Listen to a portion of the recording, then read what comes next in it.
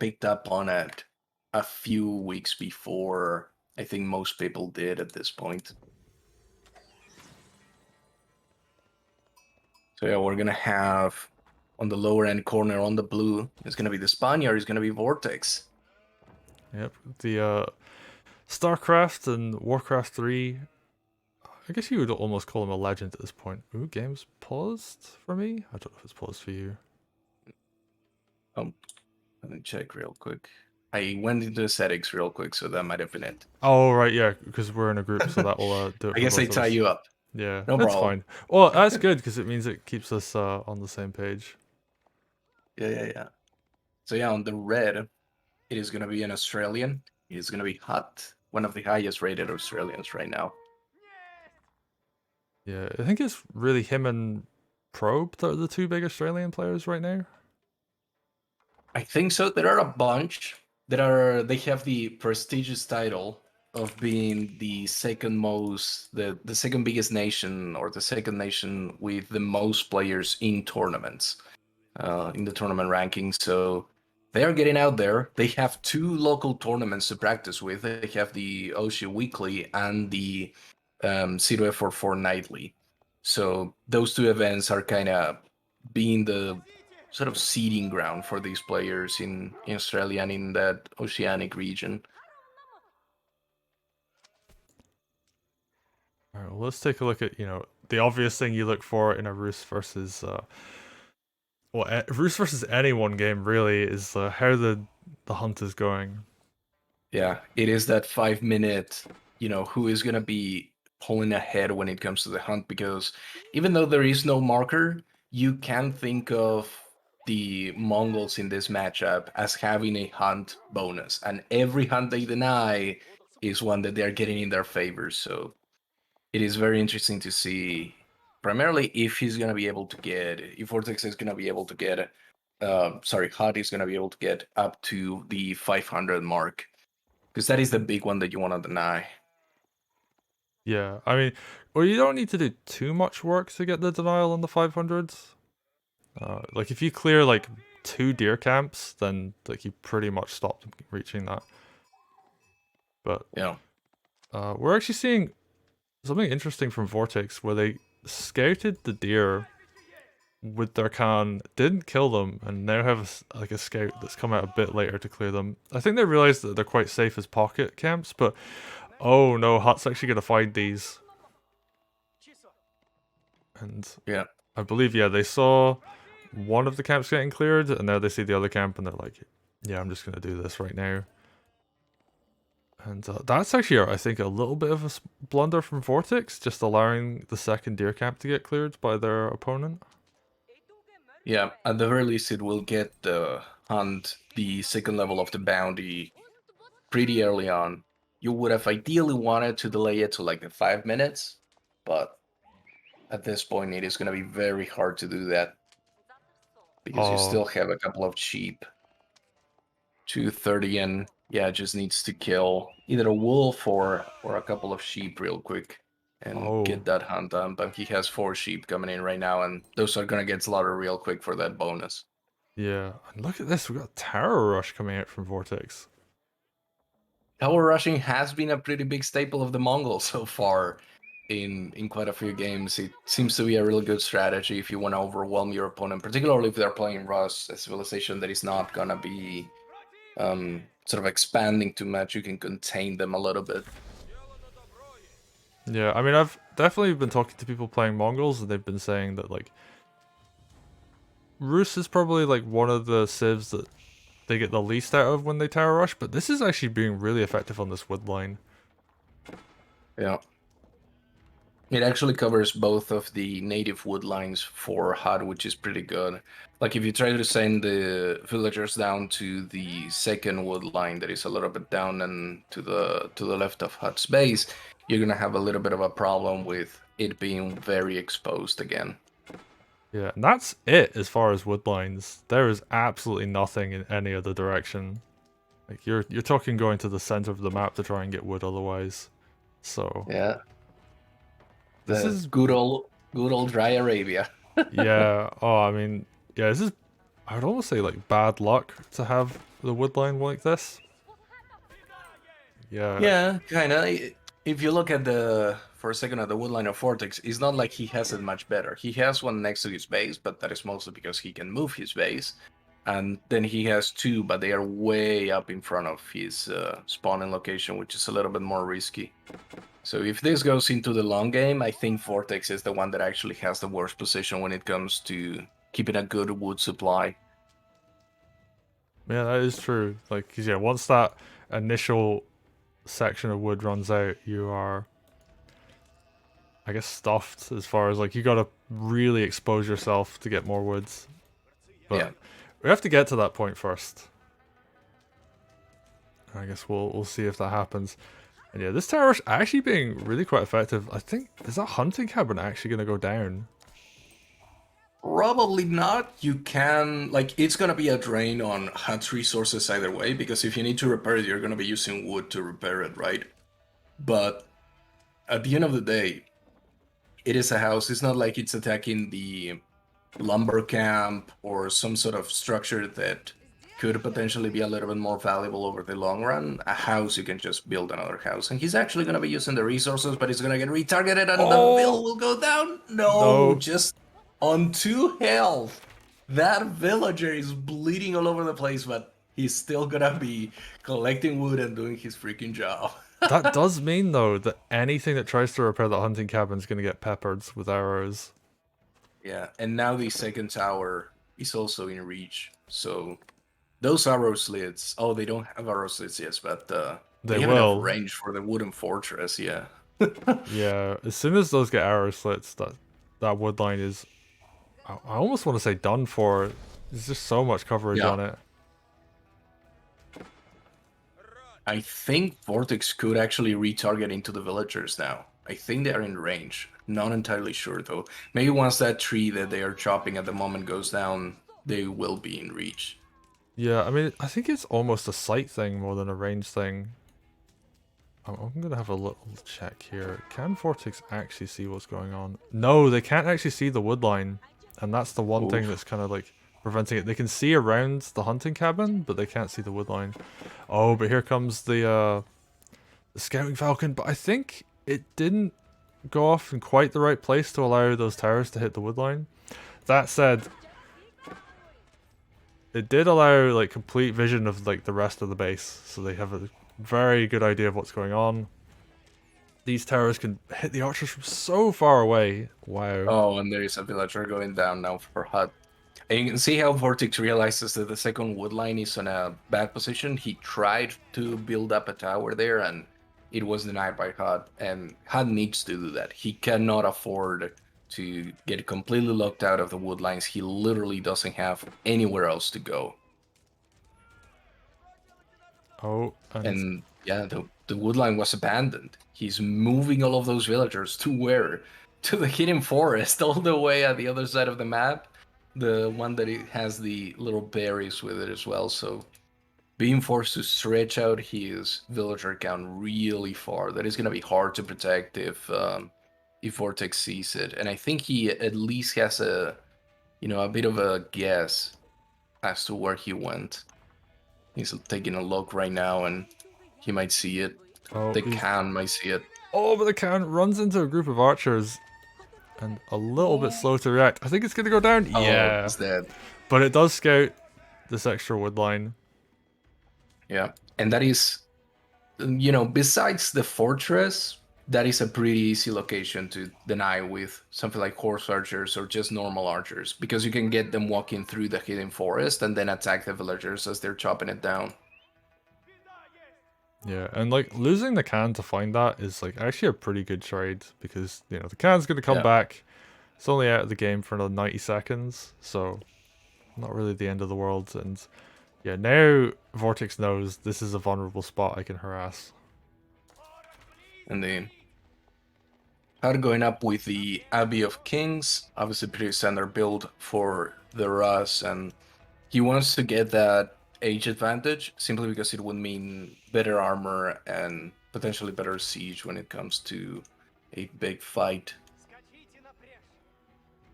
Oh, actually, something I just realized about these towers as well is they're keeping those deer camps in the north, like, a bit cordoned off. Like, obviously the scouts can kind of Yeah. run around that, but it's still, like, very annoying. VortiX is still keeping up this tower as he's building another outpost. Pretty much on top of the opponent's town center. Yeah. He just has perfect vision of the opponent's base on that side. There is just nothing that HuT can do to get into those wood lines at the moment, at least not without committing resources like um like a battery ram or something to try and clean those up. And even then you're wasting 300 wood to take down 2, maybe 3 towers, something around that.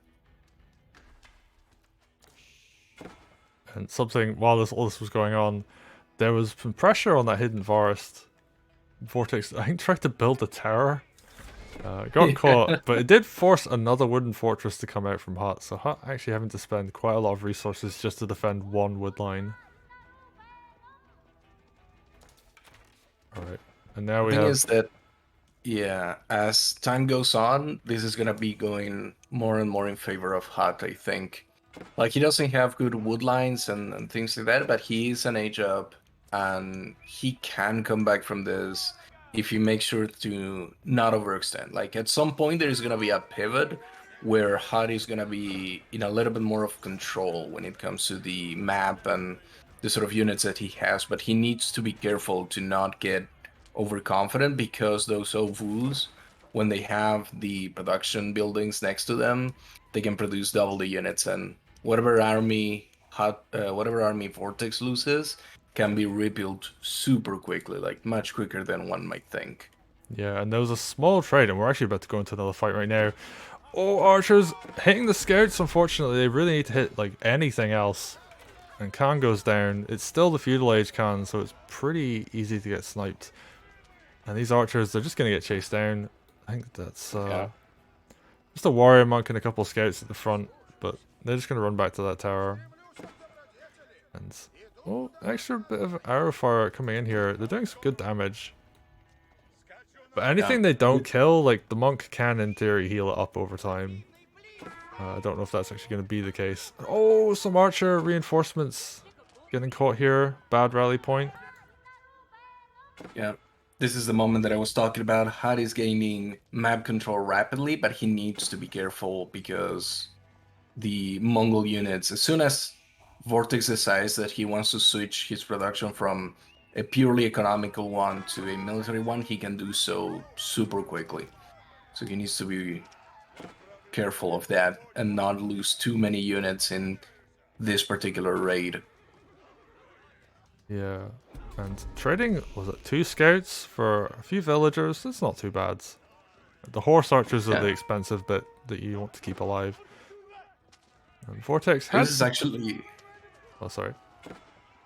I was looking at the HuT's face, and he lost a villager on a really dumb thing because he had a little bit of hunt close to the hunting cabin. So the villagers were dropping off food at the hunting cabin and getting sniped by the tower. One of the villagers ended up going down to that, so he had to use a little bit of mental mental task to make sure the villagers were dropping onto the TC and not the hunting cabin.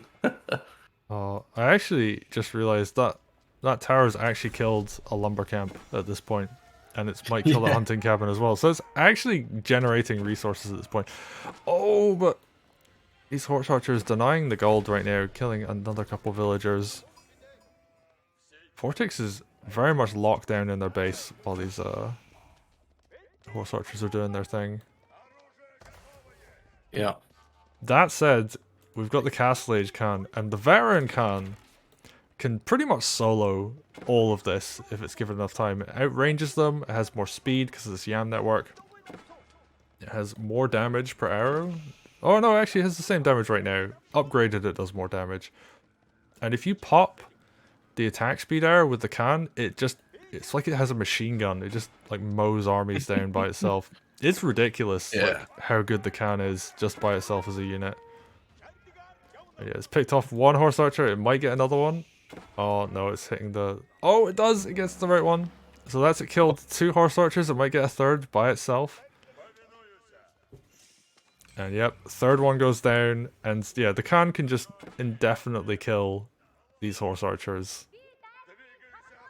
So this is just about the point where if I was Vortex and doing my macro cycle and looking at my woodline, I will start thinking, okay, I need to secure the middle of the map, particularly the one with the sacred site in the middle, because I'm gonna need access to that woodline eventually, and I cannot afford to let the Rust player just creep into that area.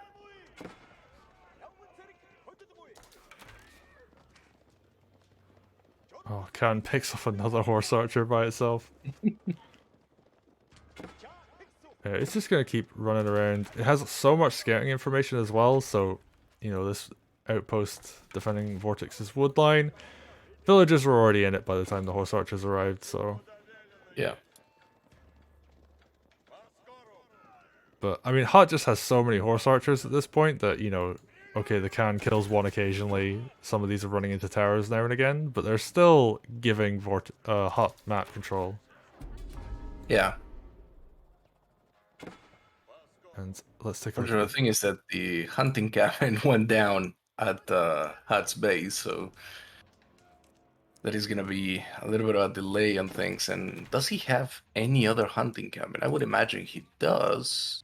He does, but it is a really badly placed one. And thankfully he doesn't have to get the upgrades just yet, but it's also a case of he would like to. Yeah, and that's, the second kill this tower's got up at the north. It's about to kill a house in a couple minutes. So, yeah, it's just continuing to, get some food and gold. Like, HuT might have all of the relics at this point, or he's like getting to that point and might have the sacred sites, but, this one outpost is keeping HuT in the game, right? Like, yeah.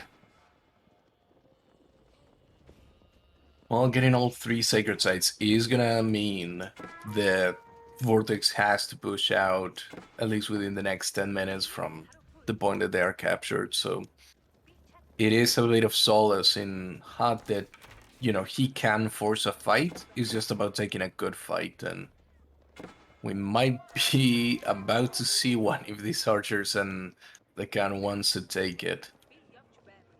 yeah, and they they're fighting under Yam Network. Let's look at these upgrades actually. Oh, the +1 armor just finishes unranged, so this is good timing. BarrettRTS is going to be able to do some good damage. Khan's at the front. Oh, is it going to pop the arrow?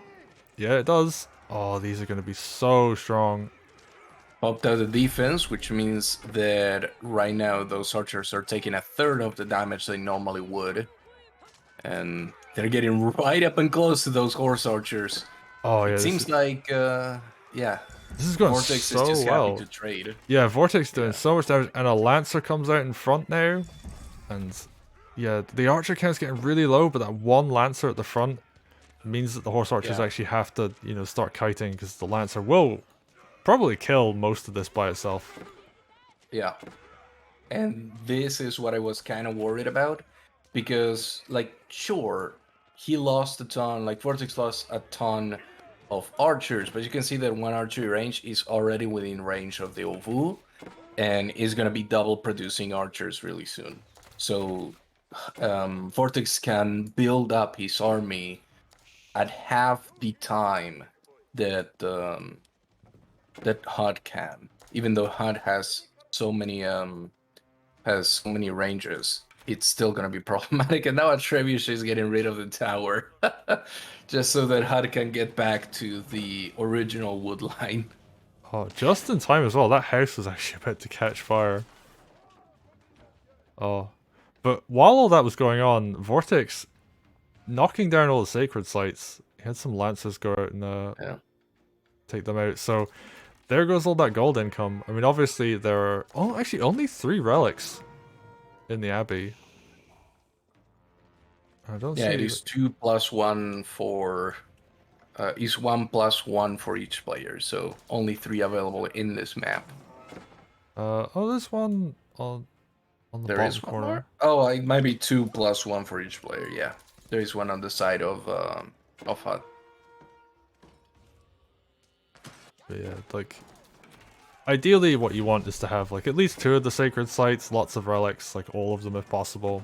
And in this Yeah. case, that is not the case for HuT. HuT is quite a bit further behind. And oh, I don't know about attacking this wooden fortress. I guess the lancers have taken pretty much no damage from it, but Yeah. would have liked And it to have also comes seen. down to that map control. Like you can see that without that, the sacred site is not going to be as easily captured because you couldn't just grab your warrior monk and put them in the tower if you get the tower down right now. You can just see the numbers from VortiX. He already has a military force bigger than the one that he engaged with those horse archers. And you can see that on the side of HuT, he doesn't have the same army. He needs to rebuild it, but he just doesn't have the speed to do it. And the Mongol player does. Yeah, and the horse archer count has gone back up. They're going to be running around, trying to do some damage here and there, but VortiX just has a big army now. And, Yeah. I want to have a look at the blacksmith upgrades real quick. Where is the blacksmith? Next to the Uvu, probably researching some special techs. Yeah, Or at least at the moment, just getting Bloomery. and VortiX already has the advanced siege upgrades. Or is it siege engineering, I think it's called? Yeah. So yeah, now Springles are coming out on the field. Might see like 1 mangonel, maybe 1 or 2. They are so deadly against horse archers. We will probably see some mangonels once the crossbowmen from HuT get found by VortiX, because those crossbowmen wouldn't last a long time against, 2 or 3 mangonel shots. Yeah, and yeah, crossbowmen like really get pummeled by them, but actually horse archers do as well because they have a slightly shorter range, which means that they're more likely to clump up during fights just so they can get in range. Like they just naturally Yeah. clump. And they have a larger base as well, so even if you spread them, they actually do tend to get hit by the AoE, even if they're spread. I definitely saw some earlier games in the tournament with Mangonels absolutely shredding horse archers. But right now it's just some Springolds, which makes sense. Like if VortiX is gonna run in, like his army is very vulnerable to getting like killed by Mangonels, so makes sense to have those Springolds.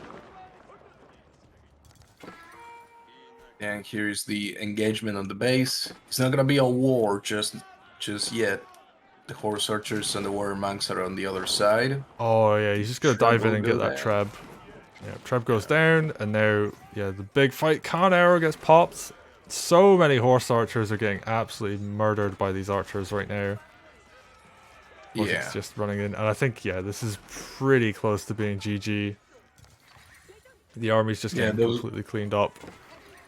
those few crossbowmen tried their best, but in the end it didn't really matter. And indeed, that is gonna be a GG for the side of HuT. He's gonna be going down 1 game down on this series. He still has a chance. He just needs to win the next 2. Yeah, like it is a best of 3. I don't actually know when the best of 5 start. There is no best of 5. There is a best of 7 for the finals. But up until then, it's all best of 3s. Oh wow.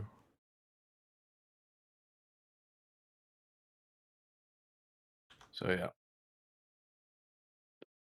Yeah. Game 1 goes to VortiX, and we'll just take a look at these timeline charts. We've got a little bit of time until the next game starts.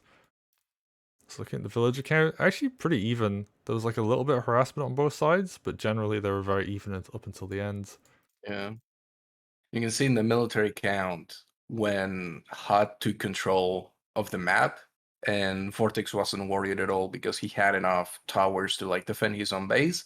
Then he got H3, he got the readout, he got the second Ovu, and suddenly unit production goes up. There is that big fight where HuT loses a lot of his cavalry archers, and VortiX loses a couple of his archers, and then the build up back again is much quicker for VortiX, enough that he can overwhelm HuT on that second phase. Yeah. I'm a little bit like looking back at that fight, I think HuT's probably gonna rewatch that and think to themselves, probably should have just walked away. Like not just fought Yeah, the archers straight up. And like maybe could have just like run in, baited the con arrow, run out again. and waited. But Yeah. The other option was also to just get a siege workshop out and get one or two mangonels as security, just to know that if what VortiX wanted to do was force a fight, and he managed to do it right as his upgrade came in, and so he was able to like have a massive advantage when it came to the fight. But what HuT could have done was just stick back, keep control of the map, keep your sacred sites, build one or two mangonels to have as securities, and whenever VortiX tried to have that big fight to swing the momentum of units on his favor, you have your mangonels to use as a backup, right? And protect the advantage that you have. yeah, and while that fight was going on, all of the sacred sites were getting decaptured. Like VortiX knew that he could do it without the lancers that were used for like decapping the sacred sites. It was just denying their opponent the economy that they love to get. And I think this is a really healthy sign that people are figuring out how this matchup works. Like in general, like Yeah. people are realizing that Rus, they're gonna get a lot of the relics, they're gonna get the sacred sites, and you just have to play around that. You have to accept that that's how the matchup is going to work, and then you have to think to yourself like, how am I gonna win while they get all of this? And that's just that's the beauty of strategy games, right? Like every matchup is going to be different. Every matchup is going to like your opponent's going to have their strong points in the game. You're going to have your strong points in the game. And I think people are Yeah. just at the point where they're like, okay, I can't deny the relics effectively. I can't really deny the sacred sites effectively. How do I win while afterwards? Because yeah, killing your a Rus player before they're able to get to that point is incredibly difficult. And I I think think they have gone into the next game, so you'll leave that one. I will be able to invite you to the group, and we right, can hop into that one. excellent. Well, thank you everybody for joining us and watching. It's a lot of fun commentating this tournament over the weekend. This is the SteelSeries Prime Cup, the 20k USD prize pool. We're gonna head into game 2.